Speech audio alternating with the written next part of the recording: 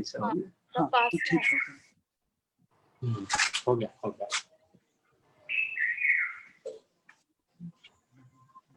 थोड़ा भी अंदर आ रहा है बड़ा पार्ट थोड़ा सा इसका change. Good morning, everyone. We at Seher have a very special day today. This morning, we are honored to have with us in Capastic today's leading exponent of Dhrupad style of music, Padma Shri Umakant Gundecha ji.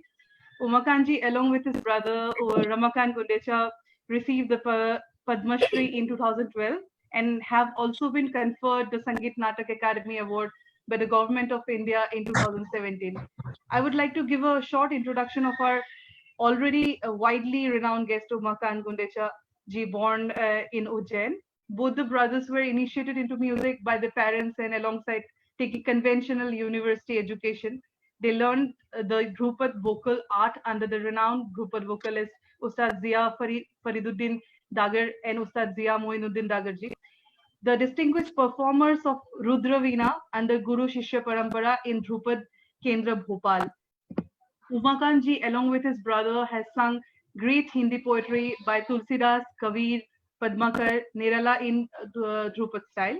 He has also recorded about 50 cassettes and CDs by HMV, Music Today, Rhymes House, to name a few. He has also sung for many television channels in India and has also been broadcasted on British, US, German, French, Japanese, and Australian radio.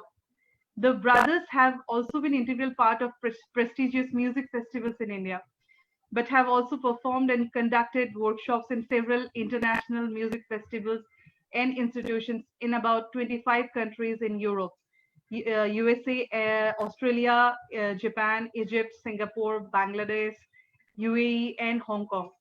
Recipients of several prestigious awards and extremely influential Indian classical singer Umakant ji, we welcome you at Capastic today.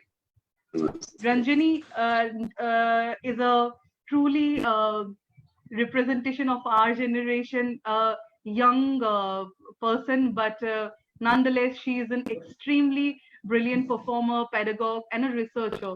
She teaches Hindustani classical vocal music at Sangeet Bhavan, Vishwabharati Shanti Niketan. I welcome both of you to our Capastic live today.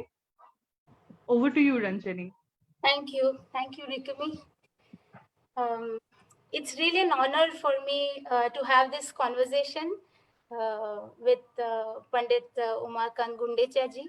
आपको सीधे आमने सामने कभी बातचीत करने का मौका नहीं मिला, पर बहुत बार गाना तो सुना है, और मैं इसीलिए इस दौर में, इस ऑनलाइन के दौर में आपसे बातचीत करने का मौका मिल रहा है, इसलिए मैं शहर को धन्यवाद देना चाहूँगी। जैसा कि रिकमी ने कहा, मैं रंजनी रामचंद्रन हूँ, पंडित उल्लास कशालकर जी और विदुषी वीणा सहस्त्रबुद्धे जी की शिष्या हूँ। और फिर से आपका बहुत बहुत स्वागत उमाकांत जी। शुरू करने से पहले एक छोटी सी यादगार मैं आपसे शेयर करना चाहूँगी। कुछ शायद 10-12 साल पहले कला क्षेत्र में एक बार हमको इनवाइट किया था एक यंग आर्टिस्ट फेस्टिवल में, वो पद्मा पुष्करणी में, वो दिसंबर आर्ट फेस्टिवल में। और ये यादगार इसलिए क्योंकि उसके पश्चात आपका और स्वर्गीय पंडित रमाकांत गुंडेचा जी का भी आप दोनों का ही एक परफॉर्मेंस था वो मेन हॉल में। और उतना एक बहुत स्पेशल परफॉर्मेंस स्पेसेस होते हैं, इसीलिए वो पर्टिकुलर ओकेजन हमको बहुत अच्छे से याद है। तो मैं प्रणाम करना चाहूँगी। As he was introduced, Gundecha brothers are one of the most renowned musicians and also one of the most sought after gurus in the field of Indian classical music. And I really admire their work in teaching and propagating this form also. तो उमाकांत जी, सबसे पहले आपका जो प्रारंभिक सांगीतिक शिक्षा जो हुई और किस तरह आप ध्रुपद की ओर आपका किस तरह रुझान हुआ, और जाहिर सी बात है जब आपका जिक्र होता है तो उसके साथ स्वर्गीय पंडित रमाकांत गुंडेचा जी का भी होगा।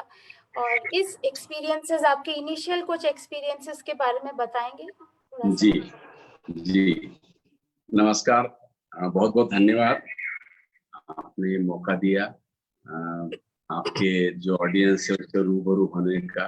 और मैं ये भी बता दूं कि आज मेरे साथ, जैसा आपने रमाकांत का जिक्र किया छोटे भाई का, तो उनके बेटे अनंत गुंडेचा आप चूंकि मेरे साथ गा रहे हैं तो ये भी मेरे साथ हैं। और ये इसलिए भी साथ में है कि यहाँ अगर कोई टेक्निकल गड़बड़ी हो तो आई कांट हैंडल, तो ये हैंडल कर सके। तो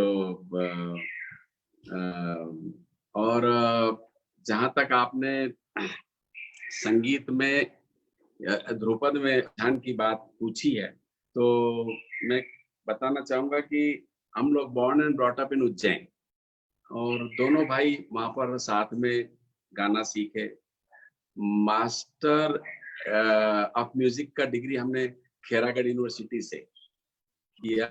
माधव संगीत महाविद्यालय उज्जैन में उसका एक एफिलेटेड कॉलेज है, वहां से हमने एमए मास्टर्स दोनों भाइयों ने किया। तो मास्टर्स करते करते ये ध्रुपद के संपर्क में भी हम लोग आए। उस कोर्स में सभी प्रकार का म्यूजिक होता है, ख्याल भी होता है, ठुमरी भी होती है, ध्रुपद भी होता है, पूरा एक जैसा वो कोर्स होता है साल भर का, वैसा कोर्स वहां पर था। तो वहां से ध्रुपद की ओर हमारा रुझान धीरे धीरे बढ़ने लगा, और बढ़ने इसलिए लगा कि हमको लगा कि ये वाकई में एक ऐसे हमारा इतना पुराना गाना, शास्त्रोक्त गाना, इतना पुराना गाना जो जिसको कि हम किताबों में लिखा है कि मदर म्यूजिक है, ये सारे जननी है वगैरह वगैरह, ऐसा पढ़ते थे हम लोग। तो इसकी ओर हम आकृष्ट हुए। फिर उस जमाने में यानी मिड 70s और लेट 70s में जब हम मास्टर्स डिग्री कर रहे थे, तो फिर उस दौरान कई दफा रेडियो से हमको ध्रुपद सुनने का मौका भी मिला, और हमारे उस्ताद घराने के दागे ब्रदर्स और दूसरे लोगों का भी। तो वो एक जो सुर का जो लगाव, जो तानपुरे के साथ सुर को, राग को देखने का तरीका, ये इस सब ने हमको आकृष्ट किया। तो हम सीखना तो चाह रहे थे, लेकिन अपॉर्चुनिटी नहीं कि अब हम उज्जैन में हैं, पिताजी हमारे अध्यापक थे, तो कहाँ जाएं, कैसे सीखें, मन में लगन थी, लेकिन कुछ रास्ता नहीं दिख रहा। फिर अचानक ये हुआ कि 81 में जो है वो, जब हम लोग मास्टर्स डिग्री कर लिए, और उसके बाद ये थोड़े दिन हम दोनों भाइयों ने सर्विस भी किया। मैंने टीचरशिप किया, छोटा भाई सेंट्रल गवर्नमेंट का जॉब भी किया पोस्ट ऑफिस में। तो फिर ये एक अपॉर्चुनिटी मिली कि मध्य प्रदेश सरकार ने ध्रुपद गायन के लिए गुरु शिष्य परंपरा से एक केंद्र खोला भोपाल में। वहां हम फिर, चूंकि हमारे दिल में शुरू से ललक थी कि ध्रुपद जो है वो सीखना चाहिए, और उसके बारे में थोड़ी बहुत हमको जितनी मालूमात थी उतनी थी। फिर जब स्कूल खोला तो यहाँ हम दोनों भाइयों ने ध्रुपद केंद्र में अपना अर्जी दिया, वो इंटरव्यू हुआ, और भगवान की दया से हम लोग सेलेक्ट हो गए। तो फिर उस तरीके से हमारी तालीम शुरू हुई। तो ये धीरे धीरे ऐसा रुझान ध्रुपद की तरफ हुआ, और फिर भगवान ने हमको एक ऐसा मौका दिया, कि एक अपॉर्चुनिटी दिया जिसको शायद हम मिस करते तो यहाँ नहीं होते, ये बात भी पक्की थी।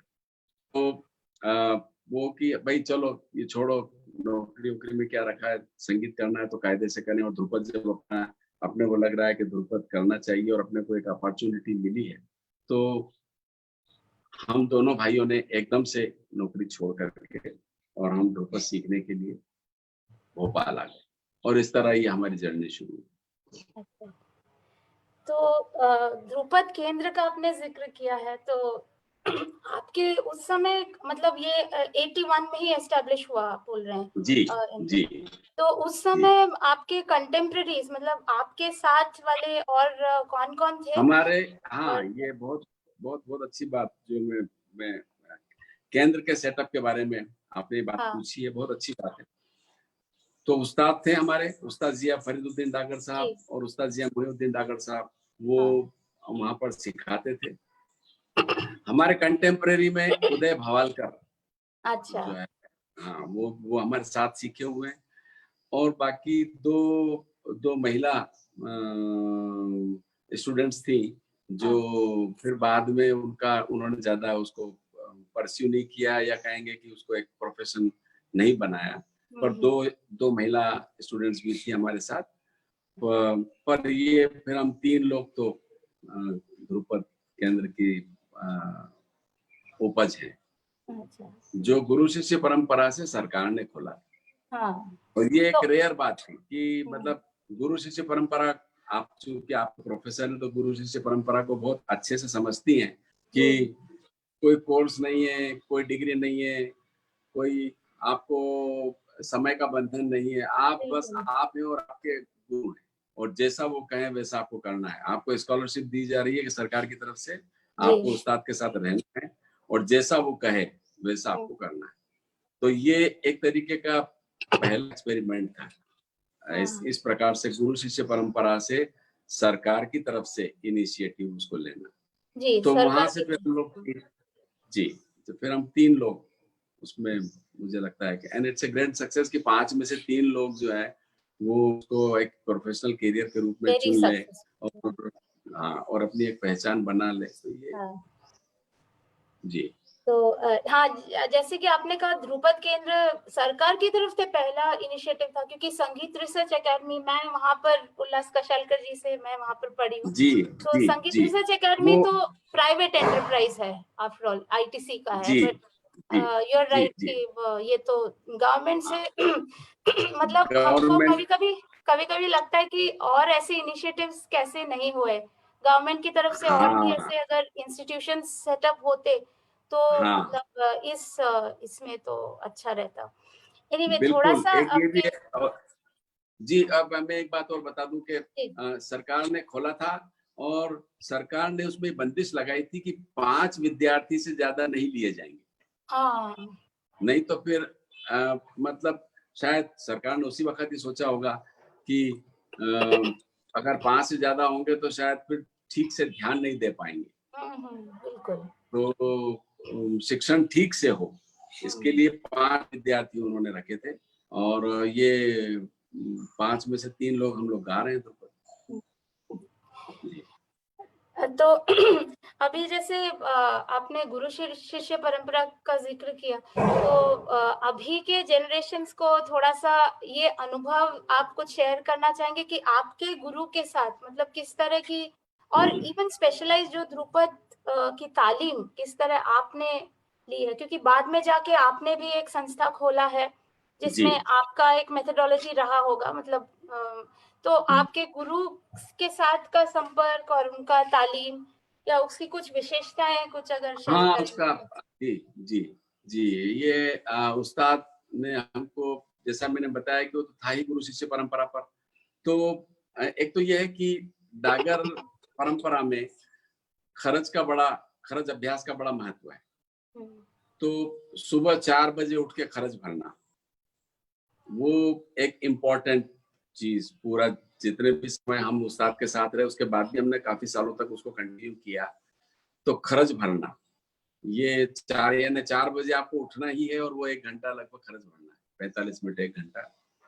और उसके बाद फिर आप अपना थोड़ा बहुत दूसरा कुछ काम करें और फिर दूसरा अभ्यास शुरू होता था। तो अभ्यास का ये रूटीन था कि पहला तो खरज ये 1 घंटा सुबह, फिर थोड़ा अपना जो भी फ्रेश व्रेश होना है, नाश्ता पानी करके, और 6-7 बजे के आसपास से फिर पलटे शुरू होते थे। तो नियमित पलटे, हाँ, पलटे करना है आपको, घंटे 2 घंटे, 1.5 घंटा, 2 घंटा पलटा करना है।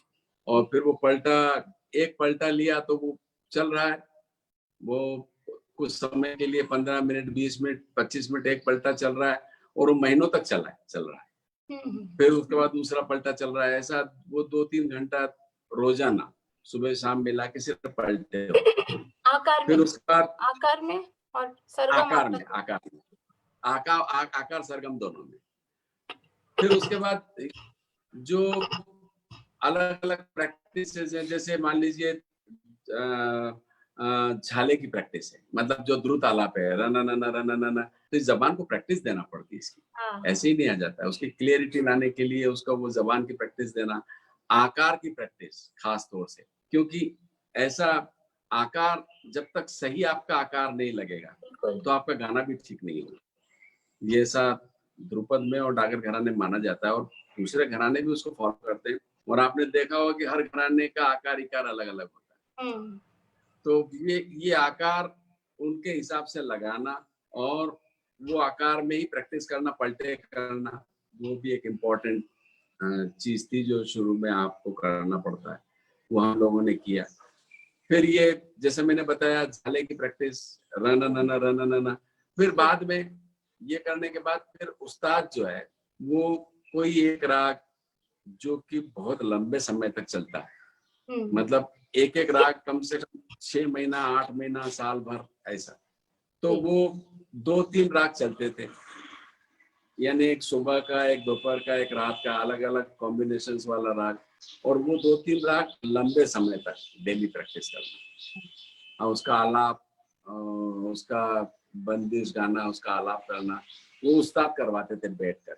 और फिर बाकी जो अपना दूसरा जो अभ्यास है, जैसे अकेले में भी आपको गाना है तो बंदिश गाना है, उसकी प्रैक्टिस करना है, उपज करना है, तो ऐसे दिन भर का एक कैरिकुलम बना के रखे थे कि खरस से लगा के पलटे करना, फिर आलाप करना, फिर उसके बाद बंदिश गाना, फिर उसके बाद उसकी उपज करना, तो वो पूरा एक रिपीट हुआ, लेकिन एक ही राग में, 1-2 राग में, ज्यादा नहीं।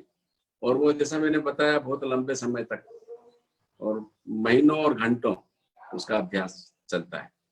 तो ये गुरु शिष्य परंपरा की खासियत है कि उसमें राग जो है वो एक कि आप गुरु के साथ देख सकते हो उसको, और वो एक लंबे समय तक राग को देखने से बहुत सारी चीजें, संगीत की बारीकियां आपको समझने का मौका उसमें आपको दिखाई देता है, समझने का मौका दिखाई देता है, आपकी समझ भी खुद भी डेवलप होती करते करते। जब एक राग को लंबे समय तक करते हैं तो एक पेशेंस भी आप में डेवलप होता है। तो ये सारी चीजें हैं, लेकिन अब ये व्यवस्था सिर्फ गुरु शिष्य परंपरा में ही संभव है। बिल्कुल जी। तो मतलब जिसको गुरु का सहवास जिसको बोलते हैं, उससे ही तो सीखते हैं, मतलब गुरु जी, का बिल्कुल। सहवास होता है तो फिर क्या होता है, आप गुरु के साथ जब रहते हैं तो उठना बैठना बातचीत करना, आपका सोच, ये वो सब, वो आप गुरु को देख रहे हैं तो बहुत कुछ आपको अचेतन में वैसे ही आपके माइंड में उसका इम्पैक्ट आपको पड़ता है, उसका इम्पैक्ट आपको पड़ता है। तो वो भी आपको एक तरीके से लाइफ स्टाइल आपका, यानी गाना तो आप सीख ही रहे हैं, लेकिन एक लाइफ स्टाइल भी, शो भी कैसा होना चाहिए, जिंदगी को जीने का तरीका भी आपको वहां से सीखने को मिलता है। जी बिल्कुल। बहुत लोग का मतलब हमारे अंदर भी एक प्रश्न होता है कि शास्त्रीय संगीत वैसे it's a highly individualistic form, मतलब सोलो एक फॉर्म है, तो ऑफ कोर्स बहुत सारे ग्रेट एग्जांपल्स हैं, आप ही हैं और गुंडेचा बंधु के नाम से, और इतने सारे लोग हैं जो एक as a pair they have been very successful, but आपका पर्सनली हम ओपिनियन जानना चाहेंगे कि ये जो एक साथ परफॉर्म करने का या गाने का, मतलब ये एक ऑर्गेनिकली हुआ कि कुछ एक कॉन्शियस डिसीजन था, मतलब या आपने कभी सोचा कि आप सोलो कभी करेंगे, मतलब ये ऐसे ही एक एज अ क्यूरियोसिटी हम पूछ रहे हैं। हाँ नहीं, ये प्रश्न कई लोग हमसे पूछते हैं कि आपने एक साथ गाने का निर्णय कैसे लिया। तो क्या है कि ये तो हम इधर ये जो हम, जैसा मैंने बताया कि माधव संगीत महाविद्यालय उज्जैन से हम लोगों ने मास्टर्स डिग्री किया, उसके भी पहले से, अब वो मास्टर्स डिग्री करने में जो 9, 10, 11 साल लगे वो अपनी जगह है, पर उसके भी पहले से हम लोग चाहे फिल्मी गाना गाएं या भजन गाएं या कुछ और गाएं तो वो साथ में गाते थे घर में से, घर में भी अगर फिल्मी गाना गा रहे हैं या भजन गा रहे हैं तो साथ में गाते थे। अच्छा। तो ये एक शुरू से कुछ था हम लोगों का साथ में गाने का। साथ में। और जब ये देखा पिताजी ने कि भगवान ने इनको गला अच्छा दिया है, संगीत की समझ है, तो फिर हम दोनों को एक साथ उन्होंने संगीत विद्यालय में भर्ती कराया। तो अच्छा। संगीत विद्यालय में भी एक साथ भर्ती होने से एक ही क्लास में हम लोग पढ़े, म्यूजिक में हम लोग एक ही साथ में पढ़े क्लास में। तो वो भी एक फिर साथ साथ में गाना, साथ में उठना, साथ में बैठना, वो अंडरस्टैंडिंग एक डेवलप होते होते होते फिर जब अपॉर्चुनिटी मिली ध्रुपद गाने की, तो जैसा कि ख्याल में भी जुगलबंदी में गाया जा रहा था, ध्रुपद में भी जुगलबंदी में गाया जा रहा था, और फिर ये अपॉर्चुनिटी मिली हमको गाने की, तो हमको तो साथ में ही जाना था।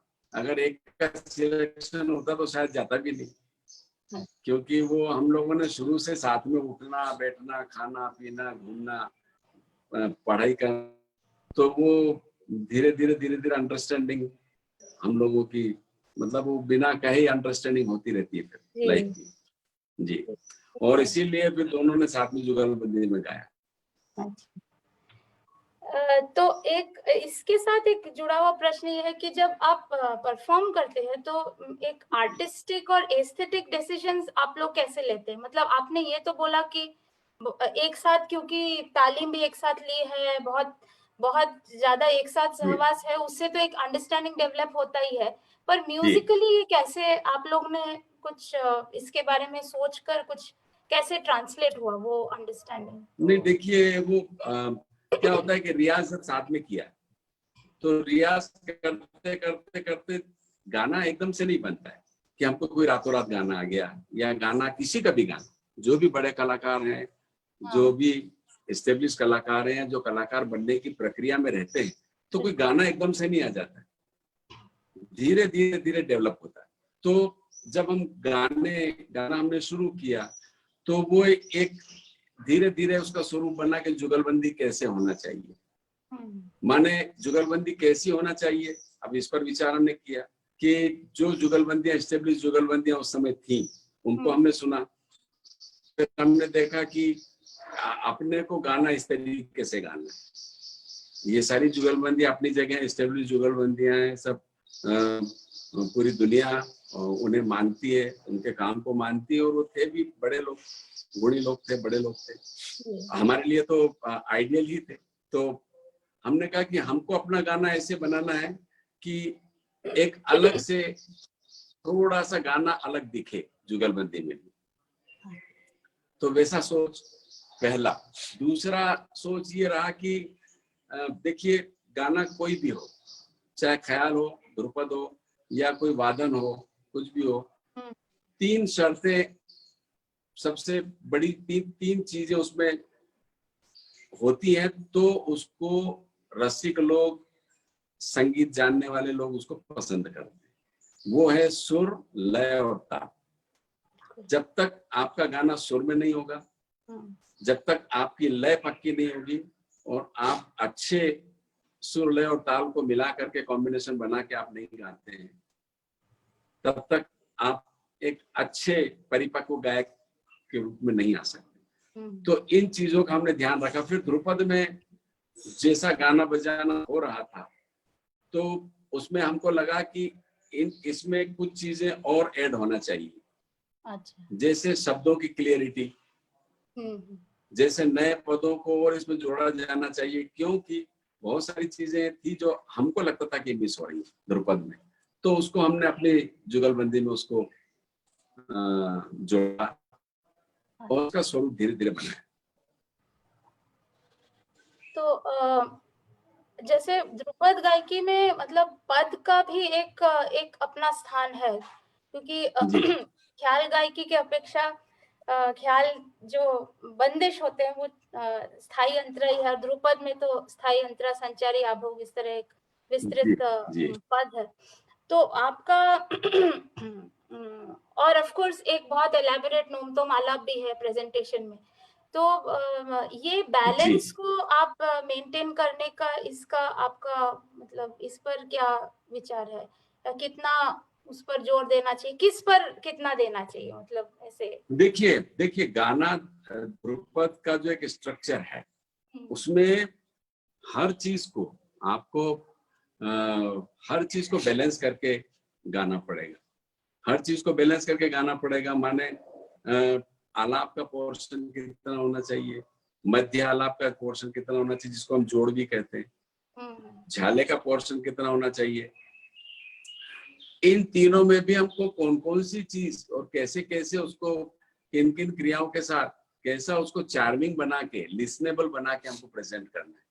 वरना पता चले कि आपने 15 मिनट आलाप किया लेकिन आलाप में मोनोटोनी आ रही, आपने कुछ भी जोड़ भी किया झाला भी किया उसमें भी मोनोटोनी आ रही है। तो उस पर भी कि आपका गाना रसात्मकता लिए हुए हो, मोनोटोनी ना हो, उसमें लिसनेबल उसका एक प्रेजेंटेशन हो।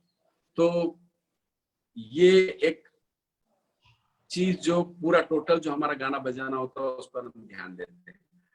और जब इस पर ध्यान दिए देते कि हमको क्या ध्यान रखना है, तो फिर आलाप, जोड़, झाला और बंदिश और उसकी उपज, उस सब का एक एक एक एक टाइम, मान लीजिए आपने हमें आधा घंटे का परफॉर्मेंस गाने को दिया है, तो फिर हम 10 मिनट के लगभग आलाप करेंगे, 10 मिनट में लगभग हम जोड़ और झाला करेंगे और उसके बाद 10 मिनट हम बंदिश गा के उसकी उपज करेंगे।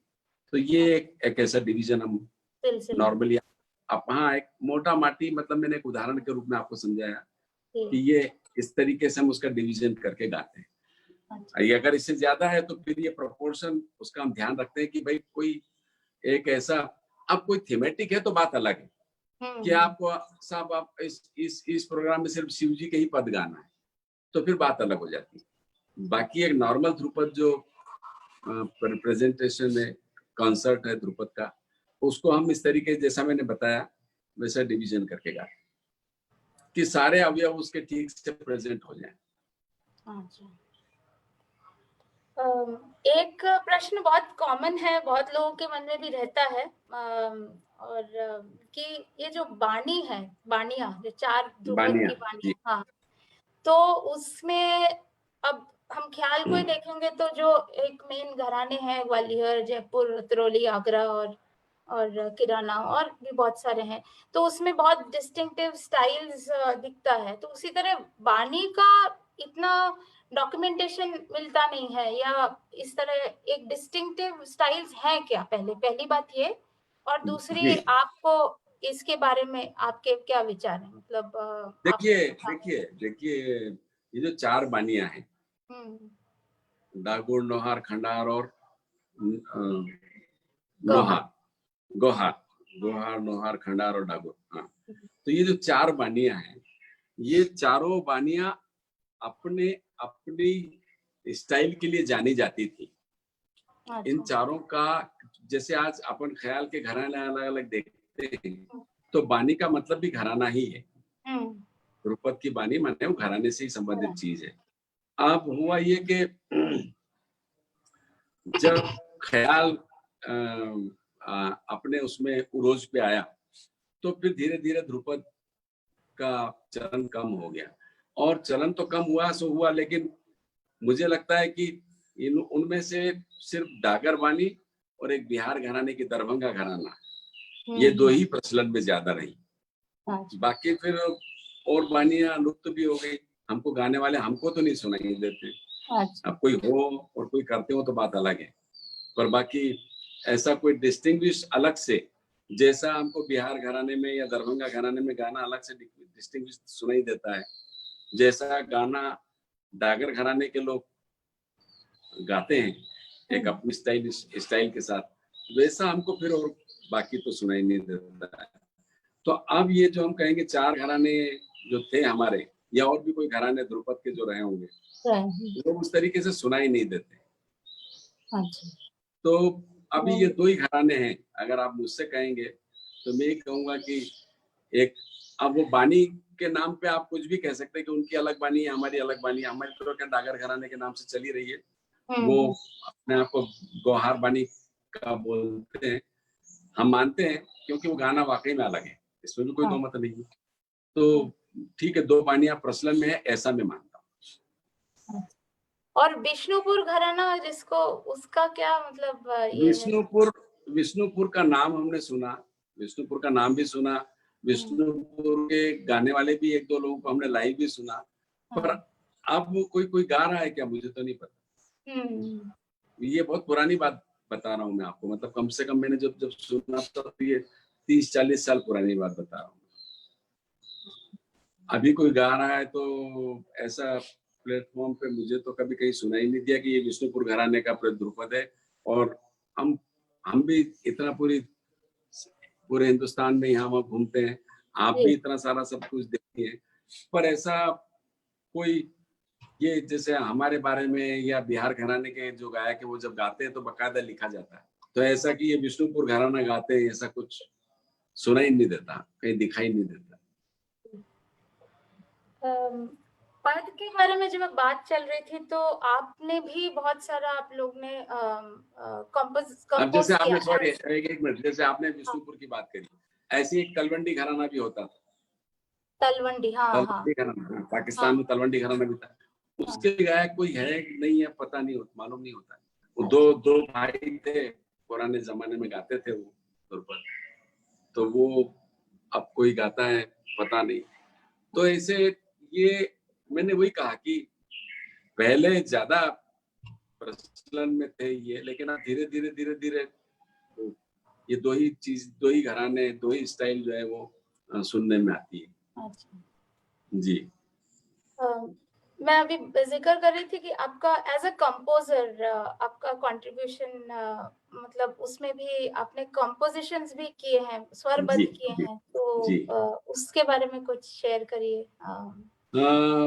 ऐसा हुआ कि जब हम लोगों ने गाना शुरू किया तो हम लोगों ने ये पाया कि जो ध्रुपद है और उसकी जो पोएट्री है उसकी म्यूजिकल वैल्यू बहुत है।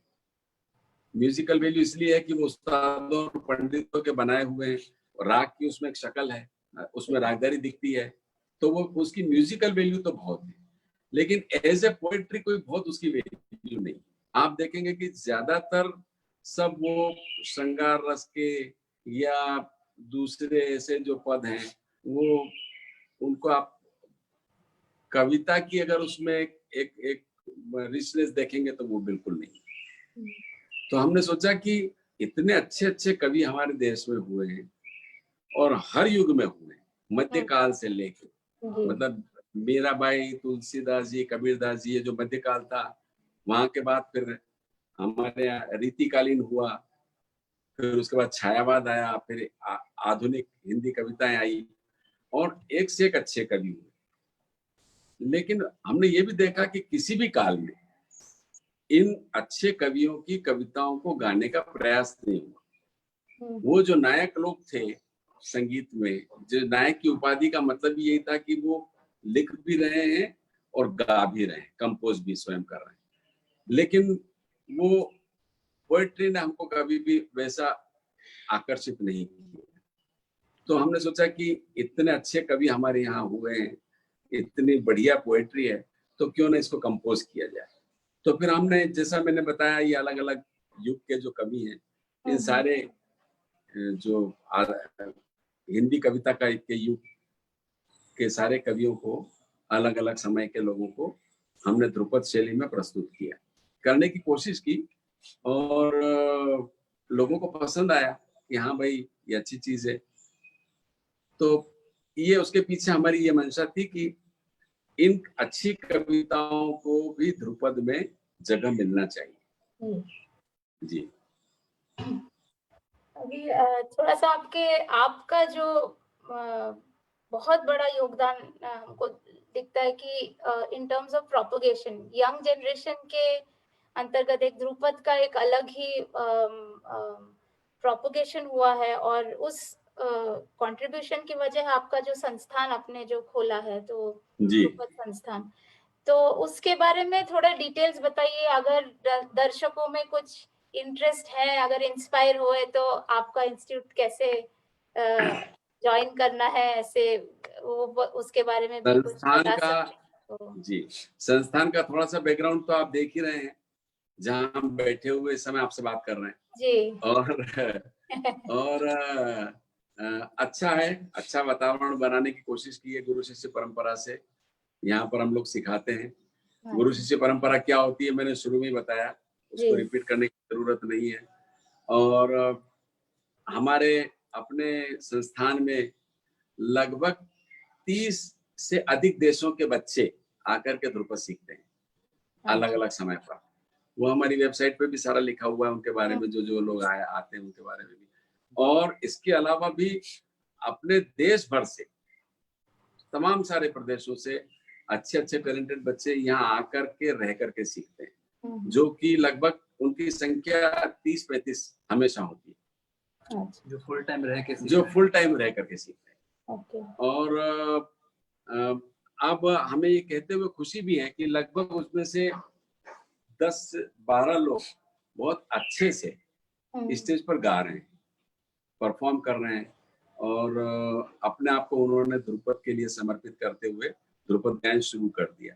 तो अभी तक हमारा जो अनुभव है वो ये है कि ध्रुपद में जो यंग स्टूडेंट्स आ रहे हैं वो एक अच्छी बात है, और उससे ये हमको आशा मिलती है कि ध्रुपद जो है वो अब आगे इसको जाने से कोई रोक नहीं सकता है। जी। और उसके लिए हमारा जो ये प्रयास था कि हम एक ऐसा स्थान बनाए, ये गुरुकुल, जहां हम गुरु शिष्य परंपरा से तालीम दे सके, और जो चीजें हमने अपने सीखते समय जो कठिनाइयां उठाई उसको हमने यहाँ दूर करने की कोशिश की है। वो कठिनाइयां क्या थी कि जैसे उस्ताद हमको सिखाते थे, हम उस्ताद के साथ ही रहते थे, लेकिन उसके बावजूद भी लाइब्रेरी नहीं थी। हम अगर बुक्स पढ़ना चाहें, क्योंकि मैं करके आया था तो थोड़ा सा ये रहता है कि भाई चलो ध्रुपद के संबंध में या और साहित्य, तो वो किताबों के ऐसी लाइब्रेरी नहीं थी। उस्ताद के यहाँ आपको जाना है और बस, मतलब आप रह रहे हैं उनके साथ, आप 24 घंटा म्यूजिक रियाज करिए। पढ़ने लिखने से हम लोग उस तरीके से अपने आप को थोड़ा सा वंचित पाते थे। तो यहाँ हमने अपने ध्रुपद संस्थान में बहुत बड़ी लाइब्रेरी, जिसमें ध्रुपद की पुस्तकें हैं, ध्रुपद का मटेरियल है, और ध्रुपद से संबंधित, और इसके अलावा और तो एक लाइब्रेरी हमने अच्छी बनाई है यहाँ पर, और बच्चे लोग, हमें खुशी है कि बच्चे लोग उसको पढ़ते हैं किताबों को। दूसरा, अब जब हमने बनाई थी ये 2004 में, उसके पहले बल्कि 2000 के आसपास जब हमने काम शुरू किया था, तो हमारा एक वीडियो लाइब्रेरी भी, एक समृद्ध वीडियो लाइब्रेरी हमारे पास है ध्रुपद की। अच्छा। के जिसमें अलग-अलग हमारे घरानों के भी और हमारे डागर घराने के भी और यंग भी और सब तरीके के जो भी वीणा है, सुरबहार है, ध्रुपद फैमिली है, पखावज है, तो सारे कलाकारों के रिकॉर्डिंग्स हमने यहाँ अपने इसमें संस्थान में प्रिजर्व करके रखी। अच्छा। हालांकि आज YouTube ने उस चीज की महत्ता को थोड़ा कम कर दिया है, ये बात सही है, लेकिन फिर भी जब हमने बनाई थी तो बहुत सारी रिकॉर्डिंग्स हमने इकट्ठी की थी, और आज भी हम लोग कर रहे हैं, और हमारे पास मतलब जितने भी कलाकार हैं उन सब की रिकॉर्डिंग्स होती हैं, तो लोग उसको भी देखते सुनते हैं। अच्छा। क्योंकि YouTube पर जितनी है फिर भी अल्टीमेटली वो लिमिटेड ही है, सारी तो होती नहीं जी। हमारे पास कई कलाकारों के रिकॉर्डिंग्स हैं, तो वो भी हम सुनवाते हैं। तो कहने का मकसद ये है कि ऑडियो वीडियो लाइब्रेरी, बुक्स की लाइब्रेरी, इसके अलावा जो एक इन्वायरमेंट हम लोगों को यहाँ देते हैं कि भाई आप 24 घंटे आप ध्रुपद में, आप ध्रुपद सुन रहे हैं, ध्रुपद जो कोई गा रहा है या कोई रियाज कर रहा है तो उसको भी आप सुन रहे हैं, आप अपना चिंतन मनन भी कर रहे हैं, आप अपनी प्रैक्टिस भी कर रहे हैं, आपको सिखाने के लिए जब आप गुरु के सामने बैठे हैं तो आप दूसरों का रियाज भी सुन रहे हैं, खुद भी सीख रहे हैं। तो एक तरीके से आप 24 घंटा उसी के अंदर है, तो उसका एक बहुत माहौल का बहुत फर्क पड़ता है जी, तो है। वो माहौल यहाँ हम देने की कोशिश करते हैं बच्चों को, और उससे जैसा मैंने बताया अभी तक 10-12 लोग हमारे स्टेज पर गा रहे हैं। और समय के साथ साथ कैसे इंफ्रास्ट्रक्चर को बढ़ा सके कि ज्यादा से ज्यादा स्टूडेंट्स यहाँ पे आके सीख सकें, तो हमने यहाँ पे पिछले साल ही एक और हॉस्टल का इनॉग्रेशन हुआ था उस्ताद जाकिर हुसैन द्वारा। तो अब लगभग 100 स्टूडेंट्स को होल्ड करने की, रहने की कैपेसिटी है यहाँ पे, जो रहकर सीख सकते हैं। हाँ, हमारे यहाँ एट ए टाइम अभी 100 लोग रह सकते हैं, इतना बड़ा हॉस्टल है। क्या बात। और पूरा इंफ्रास्ट्रक्चर बना के रखा हुआ है। तो आपने, हाँ, आपने ये जो शेयर किया, ये I think it's very important, क्योंकि ये बहुत ही कंटेम्प्रेरी अप्रोच है। जैसे कि आपने बताया कि गुरु शिष्य परंपरा तो बहुत इम्पोर्टेंट है ही, मतलब उसके अलावा एक वन ऑन वन एक रिलेशनशिप होता है संगीत में, तो उसके बगैर तो संगीत सीखना बहुत मुश्किल है। कोई भी संगीत, जैसे आपने बोला ध्रुपद हो या ख्याल हो, पर उसके साथ जो आपने बताया कि इस तरह एक ओवरऑल अप्रोच रखना, मतलब लाइब्रेरी भी रखना, so that a person really develops into a complete musician. I think that's a very important. जी, कई रिसर्च करने वाले विद्यार्थी भी आते हैं। हमको रिसर्च करना है, हमारे पास बुक्स नहीं है, और तो उनको कई लोगों को से संबंधित बुक्स भी यहाँ मिल जाती हैं।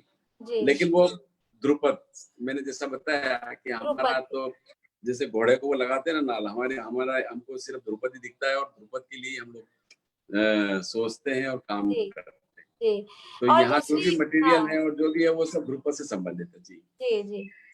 और एक और जो आपने बताई कि जो YouTube में तो है ही रिकॉर्डिंग्स, पर हमें लगता है आपने जो वीडियो लाइब्रेरी रखा है, तो और शायद आप भी लिसनिंग सेशंस करते होंगे, क्योंकि गाना किस तरह सुनना है और गाने में क्या सुनना है, ये भी एक बहुत इम्पोर्टेंट चीज है ना, मतलब। जी बिल्कुल। हम जब कोई गाना सुनते हैं तो बहुत से अलग अलग लेवल होते हैं सुनने के।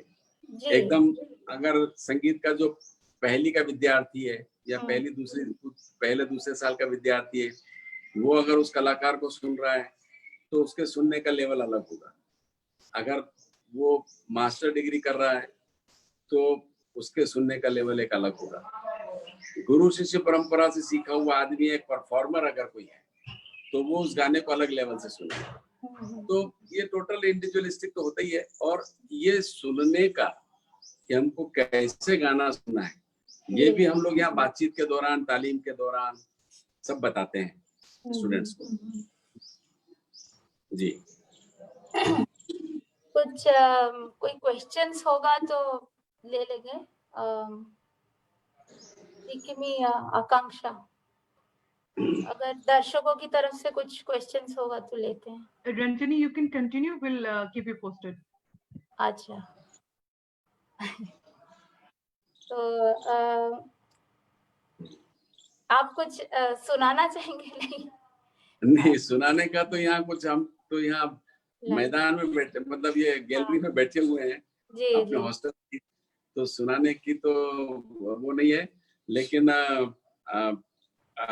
शांति निकेतन एक बहुत अच्छी जगह है, मैं कहना चाहूंगा। मैं वहाँ गया हुआ हूँ 2 बार, और एक अलग तरीके का एक संस्था जो कि गुरु शिष्य परंपरा को ध्यान में रखते हुए जो बनाया गया है। और वहाँ का वही है, वातावरण जो है वो, और शिक्षा पद्धति वो सब यूनिक है, जो दूसरी जगह आपको कहीं, मुझे तो नहीं देखने को मिला। तो ये एक अच्छी बात है। ऐसे संस्थान और भी होना चाहिए। जैसा अभी आप भी कह रही थी कि गुरु शिष्य परंपरा को आगे बढ़ाने वाले संस्थान अलग अलग क्षेत्रों में, अलग अलग घरानों में, अलग अलग क्षेत्रों में भी, मतलब सिर्फ ध्रुपद में ही क्यों, सितार भी है, सरोद भी है, ख्याल भी है, ठुमरी भी है। तो ऐसे सरकार को प्रयास करना चाहिए, स्टेट गवर्नमेंट को प्रयास करना चाहिए, सेंट्रल गवर्नमेंट को प्रयास करना चाहिए कि जो हमारी ये विधाएं हैं, हमारे जो गाने की, बजाने की, नृत्य की ये जो विधाएं हैं, इनको गुरु शिष्य परंपरा से सिखवा करके, उनके इंस्टीट्यूशंस खोल करके और उनको सिखवाने का प्रयास करना चाहिए। तो इससे हमारे देश की जो परंपराएं हैं वो सही रूप में आगे की पीढ़ी में जा सकेंगी। और नहीं तो फिर वो YouTube से और ये जो स्कूल और कॉलेजेस और जैसा चल रहा है, उससे जो हमारी परंपराएं हैं वो सही ढंग से आगे बढ़ पाएंगे, इसमें शक है। I शांति think निकेतन के साथ ध्रुपद संस्थान का पहले भी काफी जुड़ाव रहा है। हमारे अच्छा। यहाँ 2 विशेष शांति निकेतन के आ चुके हैं, जिसमें से एक अमिता सिन्हा महापात्रा जी एक एस्टैब्लिश्ड ध्रुपद सिंगर हैं, अच्छा। और इस वक्त पवी कौर यहाँ पर वहाँ से और सीख रही हैं ध्रुपद का गुरु हाँ, परंपरा आपके में। यहाँ से सीखी हुई है पवी भी, और वो अभी यहाँ ध्रुपद की शिक्षा ले रही है। जी। हाँ, 2 स्टूडेंट्स, और ये अमिता तो मतलब काफी सीनियर, बल्कि हमारा जब ये गुरुकुल खुला था तो बहुत one of the first students one of the first student है। अच्छा। तो शांति निकेतन से ही करके आई थी।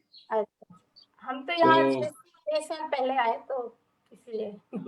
जी, और आपके शांति निकेतन में हमारे उस्ताद फहीमुद्दीन डागर साहब की शागिर्दा जो है वो कावेरी कौर। कावेरी कौर, हाँ। दीदी, वो वहाँ पर उन्होंने सिखाया। जी। तो अब तो शायद रिटायर होगी ना वो? हाँ, वो रिटायर हो गई। जी। कुछ सवाल है रंजनी जो आ रहे हैं। ठीक है। पहला सवाल है, स्टूडेंट्स को क्लासिकल म्यूजिक से कैसे परिचय करवाना चाहिए, क्या कोई तरीका है? अच्छा, तो एक सवाल आया है, क्लासिकल म्यूजिक से स्टूडेंट्स को कैसे परिचय करवाना चाहिए, मतलब इनिशियल जिनको बिल्कुल अनइनिशिएटेड जो होते हैं। तो बिल्कुल बिल्कुल, बहुत अच्छा प्रश्न है ये, और इसके लिए कई बार कई लोग अलग अलग मंचों पर कह भी चुके हैं, और मैं भी उस बात को यहाँ पर दोहरा रहा हूँ, लेकिन जरूरी है, प्रश्न पूछा गया। देखिए, जब तक हमारे यहाँ प्राइमरी लेवल पर बच्चों को संगीत अनिवार्य नहीं किया जाएगा, तब तक ये काम नहीं हो सकता। तो उनको अनिवार्य करना चाहिए प्राइमरी एजुकेशन में। मिडिल क्लास का जो एजुकेशन है हमारे यहाँ, उसमें संगीत को एक अनिवार्य विषय के रूप में रखा जाना चाहिए। तो वो इसके बारे में जानेंगे, इसके बारे, और सब तो जाहिर बात है कि सबका तो उस तरीके से रुझान नहीं होगा, लेकिन कम से कम संगीत के प्रति उनकी रुचि बढ़ेगी। उसमें से कुछ लोग शायद उसको आगे करना भी पसंद करें। तो ये एक सबसे बड़ा और सशक्त जो है तरीका मैं मानता हूं, और भी लोग मानते हैं, कि प्राइमरी और मिडिल एजुकेशन में इसको कंपलसरी किया जाना चाहिए। तब ये बच्चों में संस्कार पैदा करेगा, सुनने का, सीखने का। आज आगे वो क्लासिकल कर भी सकते हैं, नहीं भी करें तो कम से कम उसमें इंटरेस्ट जब कहीं होगा तो वो इंटरेस्ट के साथ बैठ के सुनेंगे। जी। इसी से जुड़ा हुआ और एक सवाल है, जिसमें बोल रहे हैं शास्त्रीय संगीत समझने का कोई एक तरीका होता है क्या, इसके बारे में बताइए। लोग क्यों उसे समझ नहीं पाते, इसको बोरिंग कहते हैं आजकल के जमाने के बच्चे। जी, ये भी अच्छा प्रश्न है। देखिए, शास्त्रीय संगीत को जब भी आप समझने की कोशिश करेंगे तो आपको उससे विरक्ति ही होगी, क्योंकि जो नया आदमी जो उसको सुनने जाएगा तो उसको उसमें कुछ मिलेगा ही नहीं, तो वो विरक्ति होगी उसको। तो इसलिए कभी भी उसको समझने की कोशिश मत करिए, सुनिए, बार बार सुनेंगे, बार बार सुनेंगे।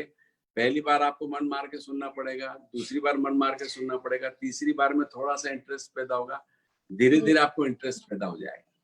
तो ये आपको ऐसा करना पड़ेगा। जैसे कई चीजों को हमारे खाने में भी अगर हम देखें तो कई लोगों को कॉफी की आदत डालना पड़ती है, क्योंकि काफी बेसिकली कड़वी होती है, तो वो पीते नहीं है, तो बच्चे पीते नहीं है, उनको आदत डालना पड़ती है।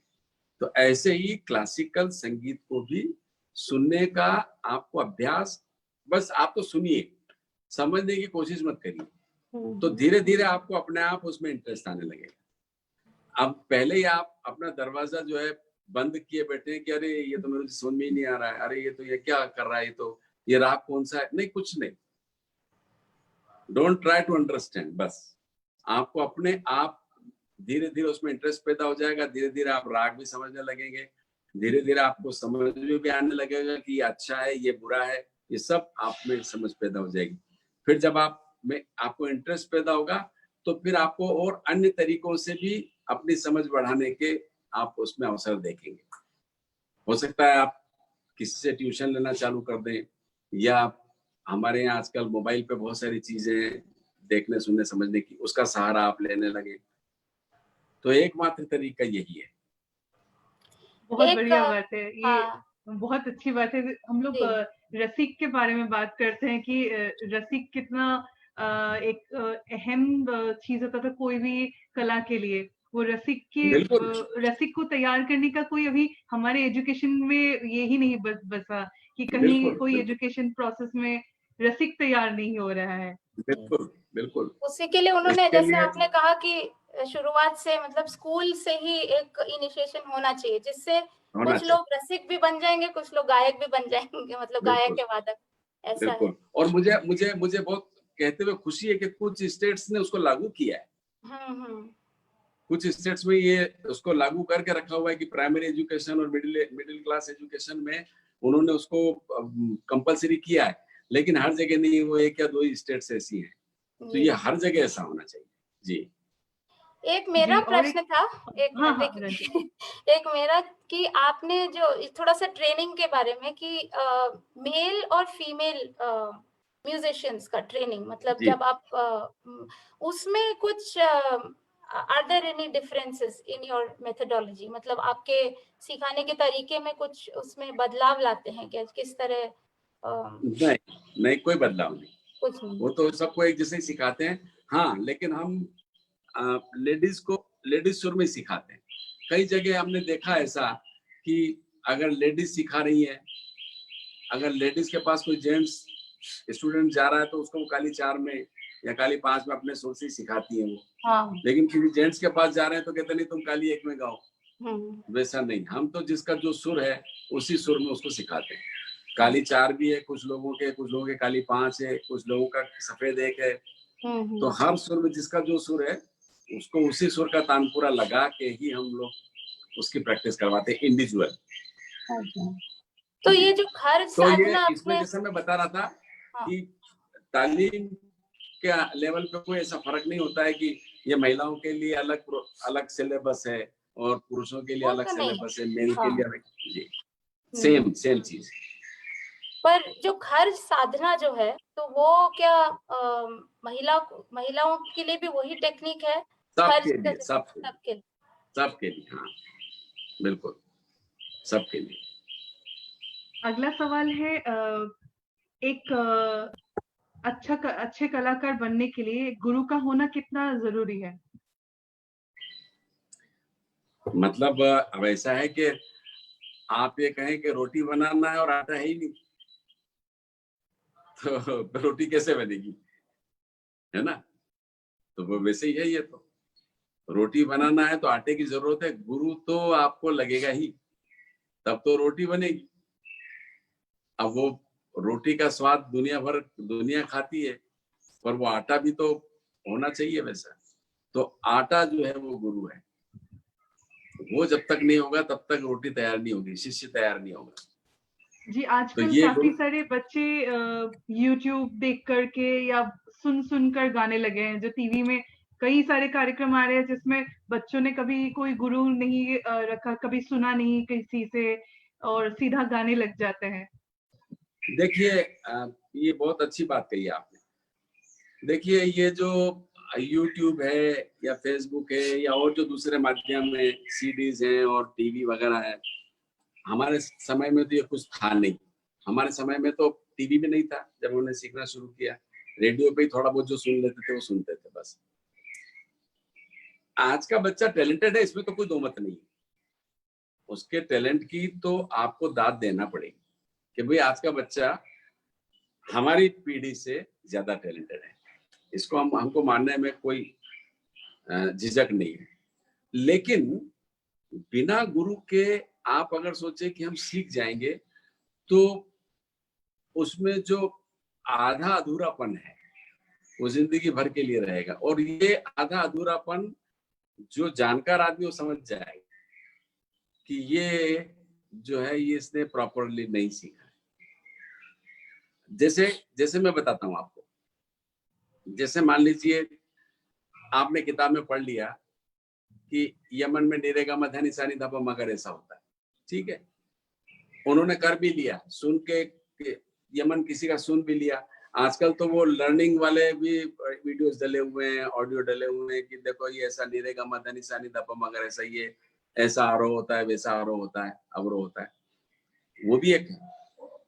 लेकिन अब ग तानपुरे में कहाँ संवाद हो रहा है, नी कैसे लगेगी, है ना, नी और ग का बैलेंस कैसे बनेगा, ये तानपुरे के साथ का संवाद कैसे होगा, ये जो बारीक बात, ये आप गुरु ही बता पाएगा।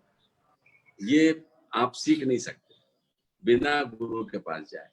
तो गुरु से आपको जो परिपक्वता आएगी सीखने में, आपकी जो मैच्योरिटी, जो समझ जितनी डेवलप बारीकी से होगी, उसमें आपका अधूरापन रह जाएगा, और वो अधूरापन आपका हर जगह झलकेगा आपके परफॉर्मेंस में। अभी कोई भी बच्चा, एक सीखा हुआ तालीमी बच्चा गाता बजाता है, और एक ऐसा ही जिसको हम अपनी भाषा, लोकल भाषा में बोलते हैं उड़न झाई कार्यक्रम, ये उड़ाने वाला है, बस सुन सुन के कर रहा है उड़न झाई, तो ये उड़न झाई वाला है, ये वो अलग अलग, दोनों परफॉर्मेंस में अलग दिख जाते हैं। वो दोनों परफॉर्मर्स की सस्टेनेबिलिटी में भी फर्क पड़ जाता है। हाँ बिल्कुल, जो सीखा हुआ रहता है वो लंबे समय तक अपने आप को मेंटेन कर सकता है, उस पर सोच सकता है, और जो जिसको ओवरनाइट सक्सेस कहते हैं, जो बस टैलेंट के बल पे आगे बढ़ रहे हैं, उनका लाइफ स्पैन भी कम रहता है।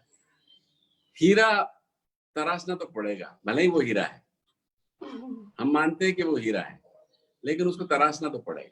बिना तराशे तो उसको आप नग में, अंगूठी में, या जहां भी आपको यूज करना, यू कांट यूज, ये तो है। अभी के एक और चीज हमको क्या लगता है, मतलब कि हमारे बाद वाले जनरेशन में भी ये बहुत दिखता है कि एक पर्टिकुलर, जैसे आपने बोली कि एक किसी एक फॉर्म पे फोकस रख के उस पर काम करना, और ना कि हर एक फॉर्म को, मतलब जैसे बहुत लोग बहुत सारे फॉर्म्स गाने में अभी रुचि रखते हैं, एक अगर ख्याल सीखा तो उसके साथ लेकर फिर बहुत सारे जो भी है, अगर अलग अलग फॉर्म्स को प्रेजेंट करना, क्योंकि उनको, जैसे आपने बोला कि अगर आपने ठीक से सीखा नहीं, तो उसमें एक गाने के हिसाब से ही आप सीखते हो, उस गाने के पीछे जो एक विचार रिपीट कर दीजिए, मेरे ख्याल से इंटरनेट कनेक्शन में कुछ प्रॉब्लम थी आपकी। कौन सा मेरा प्रश्न? हाँ, वो इंटरनेट उनका थोड़ा सा स्लो है, तो उनको समझ में नहीं आया, वो सब अच्छा अच्छा, नहीं प्रश्न नहीं है ना मेरा, बस यही कहना था कि आजकल का जो जनरेशन है उसमें आई थिंक उनका वीडियो चला गया। हेलो हेलो, हाँ सुनाई दे रहा है? वीडियो नहीं आ रहा, आवाज कट रही है थोड़ी। अच्छा, वीडियो के बिना भी आई थिंक आवाज आ रही है। Ranjani, you can continue. अच्छा, नहीं उनको आ रही है कि नहीं पता नहीं, ठीक है। एनीवे, आई वांटेड टू से कि जैसे आपने बोला कि एक पर्टिकुलर फॉर्म को एक गुरु से सीखना चाहिए, उसका एक और तात्पर्य ये है कि एक ही फॉर्म में फोकस रख के उसमें प्रभुत्व पाना, उसके लिए जो एक सस्टेनेबिलिटी और एक पेशेंस और एक टाइम लगता है, वो भी कहीं ना कहीं मतलब हमें लगता है आज के जनरेशन के, हमारे आने वाले जनरेशन को भी एक इम्पोर्टेंट सोच है। बिकॉज नहीं तो सभी लोग, नहीं तो क्या सोचते हैं कि एक कोई फॉर्म लिया तो उसके अलावा भी बाकी सब फॉर्म्स गाना है, और किसी तरह उसको एज अ सॉन्ग पेश करना है, नॉट एज अ फॉर्म, उसको उस फॉर्म को समझ के। तो वो समझने की कोशिश करो, नहीं समझ। आपकी आवाज कट रही है जी, आपको फिर से बोलना पड़ेगा, प्रश्न हमारे यहाँ कटता है आवाज। अच्छा, हाँ नहीं, वो रंजनी प्रश्न नहीं कर रही थी, रंजनी आपके अपने विचार रख रही थी इसी क्रम में। हाँ तो अच्छा, एक ठीक है, एक और प्रश्न पूछ लेते हैं। आपने आपका ये ऑनलाइन टीचिंग और ट्रेनिंग के ऊपर क्या विचार है? आजकल पूरा ऑनलाइन दौर ही चल रहा है, हम लोग भी ऑनलाइन मिल रहे हैं, तो उस पर आपका क्या विचार है? और आप कुछ यदि शेयर करना चाहें तो करिए जरूर। आवाज आ रही है?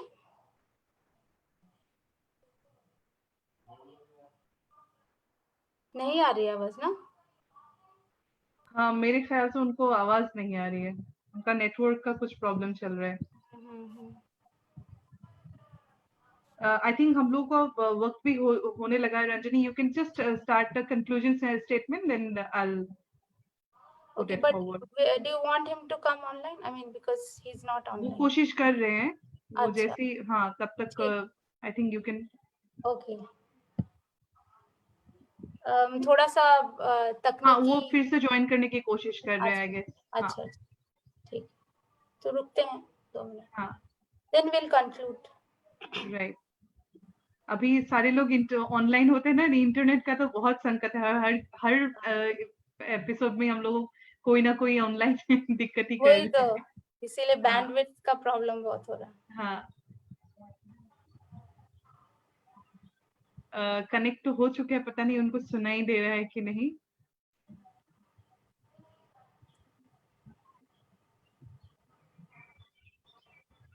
हेलो। नहीं शायद उनको सुनाई नहीं दे रहा है क्योंकि उन्होंने कनेक्ट कर लिया है। अच्छा, आवाज आ रही है अभी? I don't think he can hear you. नहीं सुनाई नहीं दे रहा है। शहर से कोई अगर हमें सुन रहा है तो सर को, पंडित जी को एक बार फोन करके पूछा जाए कि उनको आवाज शायद बिल्कुल नहीं आ रही, उनके इंटरनेट का प्रॉब्लम चल रहा है शायद।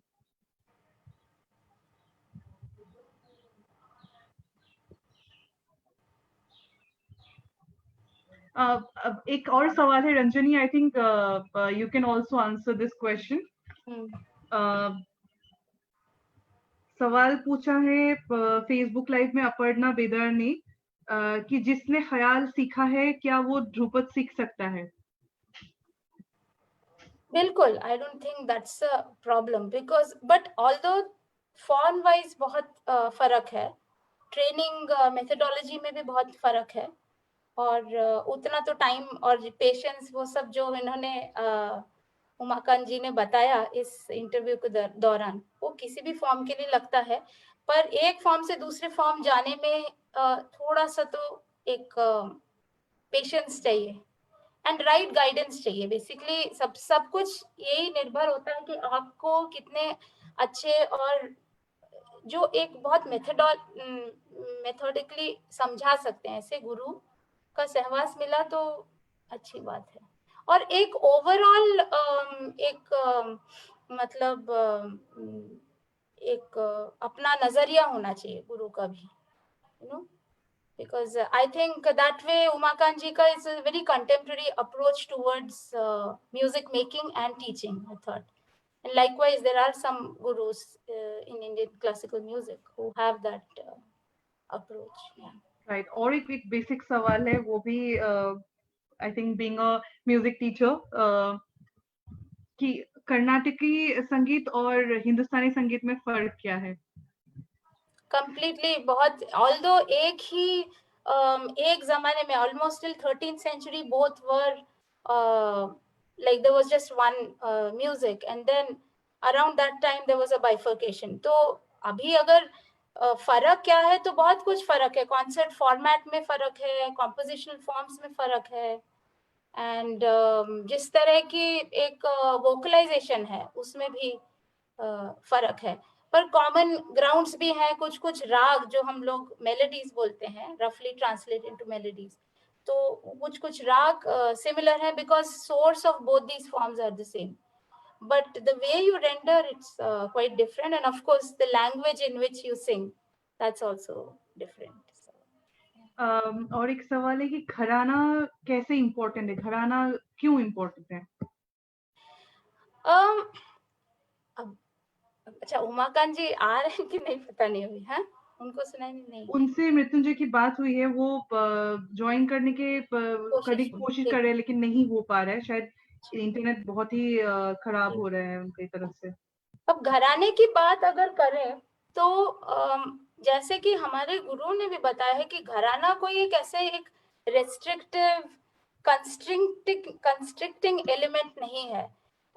It has to be looked at as a as a musical style, as an ideology, and ऐसा कुछ नहीं, ये एक wrong नोशन बन गया है लोगों के मन में कि घराना मतलब एक ही फॉर्म है और कुछ नहीं सुनते, बल्कि अक्रॉस जनरेशंस घरानों का ये रहा है कि musicians have borrowed elements from different styles, because at the end of the day आप जो घराना सस्टेन करते हैं वो एक लिविंग ट्रेडिशन है, वो एक कंटेम्प्रेरी ट्रेडिशन इसलिए है क्योंकि हर एक मतलब जो एक इन्वॉल्व म्यूजिशियन है, एक म्यूजिक स्टूडेंट है, वो एक अपनी गायकी खुद इंटरप्रेट करता है अपने ट्रेनिंग के हिसाब से। तो घराना का नोशन इम्पॉर्टेंट है कि आप किसी एक स्टाइल में सीखें, पर उसका मतलब और फिर उसके बाद it's very important to have your own expression. So I think Gharana in some way, basically equips you and empowers you to express yourself. I think. Thank you so much, Ranjani. Thank you for your beautiful moderation, your time, and apt questions. We didn't know. We were really excited to have him with us. Yeah. But to ask, we definitely needed you because and we also wish someday when you have some time we'll definitely want to have a chat with you where you would Sure. give us more dimensions and perhaps we can listen to a lot of things. For me, I guess whenever there's Holi, I think I can listen to your voice. I still remember you performing during Holi in Shantiniketan, and that reminds me of Shantiniketan Holi. Thank you so much. It was a beautiful session and a beautiful morning for all of us. Thank you everybody for joining us on Facebook. Please keep on asking questions. If you have more questions, we can keep on asking Ranjani and Guruji. Okay. And thank you so much, Rikimi and Seher. It was really wonderful. One of the first experiences of me doing this online. और उमाकांत जी के साथ बात करते हुए बहुत अच्छा लगा because इतने बड़े कलाकार हैं वो, पर इतने एक उनका एक नजरिया जिस तरह उन्होंने शेयर किया, और I think he really connects with younger generation of audiences and people. तो उनका बहुत ज्यादा कंट्रीब्यूशन हमको, हम बहुत एडमायर करते हैं उनको, सभी लोग करते हैं. और हमको भी पता चला जिस दिन शहर में उन्होंने हाँ करा है बात करने के लिए, हम सब लोगों को गूज़बम्प आ गया था. हम लोग को नहीं समझ में आ रहा था कि हम लोग कैसे हम लोग जस्टिफाई करेंगे कि हम लोगों को तो कुछ भी नहीं आता है, हम आपको सवाल पूछने के लिए भी लायक है क्या. लेकिन ये एहसास भी नहीं होने दिया कि एक्चुअली हम लोग को कुछ नहीं आता है, हम लोग उनसे सीखने की कोशिश कर रहे हैं. और इतने बढ़िया खूबसूरत तरीके से उन्होंने हमको बताया अभी. Thank you. So, okay, thank you. Thank you.